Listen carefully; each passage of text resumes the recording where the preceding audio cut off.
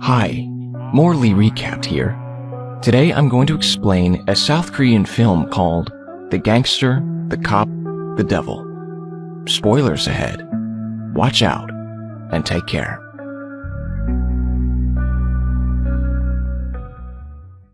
The movie starts off by showing us a white car driving around the roads of a bright lighted city. The white car then follows a black car and bumps on it when they reach an isolated place. The drivers step off their cars, and the guy from the black car takes some pictures of the accident, in case his insurance company asks for them. But then, the driver of the white car, whose name we don't know yet, hits him and drags him into the back seats of the black car. He stabs him, kills him, and then drives away with the white car. On the 5th of August, a hot summer day, two cops are caught up in a traffic jam. They are listening to the radio about the murder that happened in the first scene. Since traffic is not moving, one of them, T-Sock, steps down of the vehicle and walks to a gambling facility. The security tries to stop him by bribing him. They put a pile of money in his pocket, but T-Sock doesn't like that and beats them up slightly. He then proceeds to arrest a guy who works behind a counter. The accusation is illegal exchange of money. Meanwhile, a mafia boss, Dong-soo, is practicing on a punching bag. Some of his men walk in the room and tell him about the incident. Dong-soo first orders for the punching bag to be put down. His men lower the punching bag and unzip it. A man has been trapped in it, and he is all bloodied and beaten up. Dong-soo then exits the building and gets into a car. He has a driver, of course, and the two other cars following him like a convoy. He calls someone in the police department and complains about the cop who burst into his gambling facility. He is paying money to this police director to keep his men from doing such things and annoy him. T-Sock makes the guy he arrested drive his motorcycle and give him a ride to a crime scene. T-Sock handcuffs him on the motorcycle and approaches the scene. In the background, the guy can be seen turning his motorbike around in order to escape, so T-Sock approaches the scene, and it seems like the police has stumbled upon the man who was murdered. T-Sock examines the scene alongside with his partner. He finds a clue that probably somebody bumped on his car from the back. Dong-soo speaks with Shang-do, another gangster as it seems, and they talk about respecting their territories and their duties. They mostly disagree, and their two bodyguards, one for each, get mixed in the verbal disagreement. Dong-soo gets up and punches his own bodyguard while he removes two teeth by the other bodyguard's mouth with his bare hands. He says they should not speak when the bosses are speaking. Needless to say that Shang-do has been so intimidated that he can't disagree on anything else. At the police station, a group of men are having a meeting and they are analyzing the victim's life. He has no debts and no enemies. Then they try to build a profile around the killer. T-Sock suggests that he must be a serial killer because there have been two more killings where a knife of the same length has been used. The other men disagree with T-Sock, while at the same time, the director picks on him because he crushed the gambling facility without having the jurisdiction to do so. T-Sock won't change his mind. He just wants to catch bad guys. Dong-soo walks out of the building with his bodyguard holding an umbrella above his head. He orders his guard to take the other men and go home. He is not drunk and he will drive on his own. On the way, Dong-soo is driving while talking on the phone. Suddenly, a car bumps on his car from behind and he hangs up. The driver steps off the vehicles. The other man is not just anyone. He is the serial killer. Dong-soo doesn't want to notify his insurance company about the accident and walks away. The killer won't let him though. He surprises Dong-soo and stabs him twice, but Dong-soo is not an easy target. A fight breaks out. Dong-soo eventually takes the knife out of the killer's hands and stabs him back. The killer gets in his car and runs over Dong-soo. Dong-soo is transferred in a hospital while his men go hunting and killing other members of the underworld to get their revenge. At the same time, the serial killer cleans his knife and takes care of his wound. He then walks through an outdoor facility, finds another target, an old man, and stabs him. Dong-soo wakes up and talks with his bodyguard. He has no idea who the attacker was, but he tells his guard to look for a white sedan. T-Sock visits Dong-soo to get his statement, but Dong-soo gives him nothing. Tae-seok goes on to examine Dong-soo's car and makes the connection. A white sedan has bumped on his car from the back. It must be the same person. Tae-seok speaks with the police director and tells him to stop covering up for Dong-soo. He says they need to bring him in for an interrogation. After all, Dong-soo has seen the aggressor's face. He furthermore claims that he was right about the serial killer thing. He must be the serial killer. Who else would have the guts to attack the leader of a gang? The director doesn't want to hear it anymore and kicks him out of the office. A montage shows us the serial killer stopping by a gas station to grab a coffee from the vending machine. He spots a man and stabs him to death, while at the same time, Dong-soo is describing the face of the killer to a woman. She is drawing a sketch, and she gets it pretty close. Dong-soo gives the sketch to his bodyguard and orders him to find the attacker before the police does.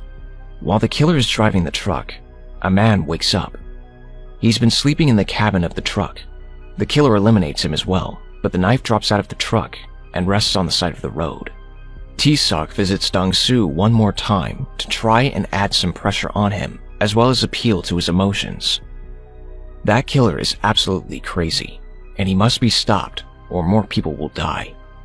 Dong-soo doesn't give a penny, but later on, his guard tells him that their businesses are not going well.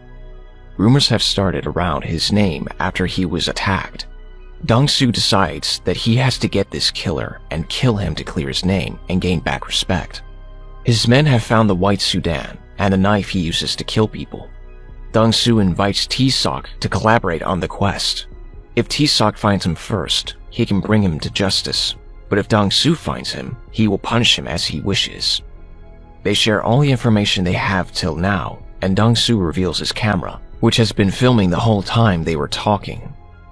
Of course, he needs some collateral for working with the cop, and so, the gangster and the cop are working together to catch the devil.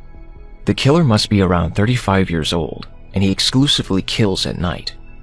Tae-seok shares the secret with his partner and another officer, and he tells them they will assist the gangsters, find the killer, and then they will arrest him. Dong-soo tells Oh-sung, his guard, that they will let the cops help them, and once they find the killer, they will get rid of them. Dong-soo complicates the case a little bit more. He orders a hit on Shang-do, and the assassin uses the serial killer's knife. Not only that, but he also leaves it right there for the cops to find. When the forensics examine it, they find genetic info on it that connects it to the previous murders at the gas station. Tae-seok solves the puzzle and understands that Dong-soo got rid of Shang-do in a way that would trick the police into thinking that the serial killer did it. Tae-seok visits Dong-soo and they have a fight, but he can't really do much about it. The news are reporting about Shang-du's death. A new team is formatted in the police department to help the investigation. The real serial killer is watching the news in a restaurant and hums to himself. "I didn't do that." A young man listens to him and looks at him frightened. The killer gets up and leaves. On his way out, he taps the young man on the shoulder. At Shang-du's funeral, the serial killer is sitting among the crowd and is keeping an eye on Dong-soo. He approaches Shang-du's bodyguard and gives him a note which reads, "Shang-du was killed by my knife, but not by me." His face points at Dong-soo. Dong-soo and Tae-seok are now taking a closer look at the white sedan, and they find a stain of blood under the wheel. That could potentially lead to the killer's identity. Suddenly, a group of men attacks them. They are Shang-du's men. A huge fight breaks out, and the two of them manage to kick their asses. Later on, Tae-seok and his partners get a lead on the serial killer, and they actually get to see him with their own eyes. They hunt him down along the streets, but he manages to invade them. They discover a place where the killer ate and drank. They start looking for the bottle he drank from, and they visit a factory where the empty bottles get returned for recycling. They also bring the forensics team with them to try and get some new leads or clues. Dong-soo is forming some new partnerships, trying to restore his business to its former glory. At the police department, a woman who works in forensics gives Tae-seok a file, and she suggests he goes looking for that guy. He has been declared missing a long time ago, but she found a fingerprint that matches with the one she found on the white sedan's wheel. It might be some kind of misdirection, but it's worth looking up. T-Sock visits a house which is rented by someone he suspects might be the killer. He speaks with the landlady, and she says that the man who rents the house is a good man who has never caused any trouble. He is able to find some pictures and some other clues. He compares the picture to the sketch they have from Dong-Su's description, and this is definitely the serial killer. T-Sock tells his partners and Dong-Su about it, and they take action. They share the killer's picture with everyone, and they search the whole city for him. Unfortunately, no luck yet. The men are tired, and they decide to take a break. Dong-Su is waiting for T-Sock at a random meeting point. It's raining, and a female student is waiting for the bus right next to Dong-Su. He gives her his umbrella to protect her from the rain till the bus gets there. Dong-Su, T-Sock, and their men are eating dinner when the news broadcasting on the TV draw their attention. The student to whom Dong-Su gives his umbrella has been found dead. He gets angry and everyone gets up to search for the killer again. This time, they spot him in a car, and a car chase takes place. Dong-Su and Oh-sung crush the killer and T-Sock at the same time. However, the killer escapes on foot through the dark alleys. They split up to chase him. The killer stabs Oh-sung, but then Dong-Su is able to track him down and serve him a good beating. Dong-Su takes him to a warehouse and tortures him. When he is ready to chop his head off his shoulders, T-Sock crushes into the warehouse with his car and knocks Dong-Su out. He then formally arrests the killer and takes him to the police station. One more problem occurs when the police has not enough evidence to send the killer on death row. T-Sock convinces Dong-Su to present himself as a witness at the court. Dong-Su will do it if T-Sock promises him to send him in the same jail with the killer.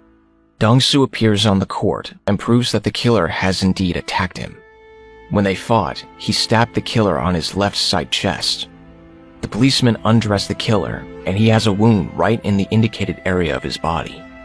The killer ends up in jail alongside with Dong-Su, who will probably kill him before the execution of his death sentence.